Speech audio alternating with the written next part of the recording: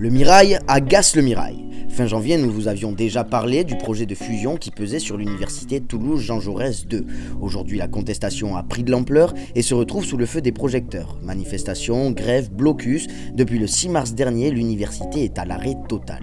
Si le projet de fusion ne convient pas à une majorité d'élèves, ils sont en revanche de plus en plus à se révolter contre les choix jugés arbitraires et handicapants des antifusions. Pour simplifier, nous séparons en deux les étudiants, d'un côté les grévistes et de l'autre les anti-grèves. Attention, malgré tout, aucune généralité n'est à saisir dans ces propos. Anti-grève ne veut pas forcément dire profusion et gréviste ne signifie pas pour autant anti-cours. Cependant, l'impossibilité de se rendre en cours et l'incertitude de valider ou non et dans quelles conditions son année commencent à inquiéter sérieusement.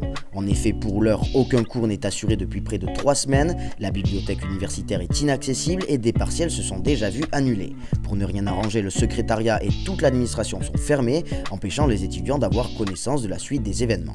En bref, tous naviguent à vue sans trop savoir où ils vont. Si au début les grévistes accaparaient majoritairement l'attention médiatique, la grogne des anti-grèves commence à prendre de plus en plus de force. Articles, live sur les réseaux sociaux, ce mouvement regroupe des milliers d'étudiants. La page Facebook contre le blocage de l'université du Mirail Jean Jaurès UT2J compte à elle seule 3500 personnes. Une contestation non négligeable qui met sur la table la question suivante. Quelle liberté, entre celle d'aller en cours ou celle de manifester, prendra le pas sur l'autre? Pourtant, la situation pourrait bien évoluer en mal ou en bien dans les jours qui viennent. En effet, le 20 mars, le ministère de l'Enseignement supérieur a dissous tous les conseils centraux de l'université et placé l'établissement sous tutelle. Une décision radicale qui a débouché sur la démission forcée du président Daniel Lacroix. Une possible intervention des forces de l'ordre pourrait également avoir lieu dans les jours à venir afin de lever l'occupation des locaux par les manifestants, mais pour l'heure, rien n'est sûr. Les derniers événements ont donc débouché sur une petite victoire pour les bloqueurs, le départ de Daniel Lacroix étant leur principal cheval de bataille.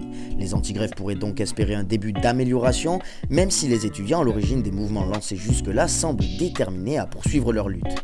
La faculté du Mirail se retrouve donc une nouvelle fois dans une impasse, et il est difficile d'imaginer ce qu'il va se passer dans les prochains jours.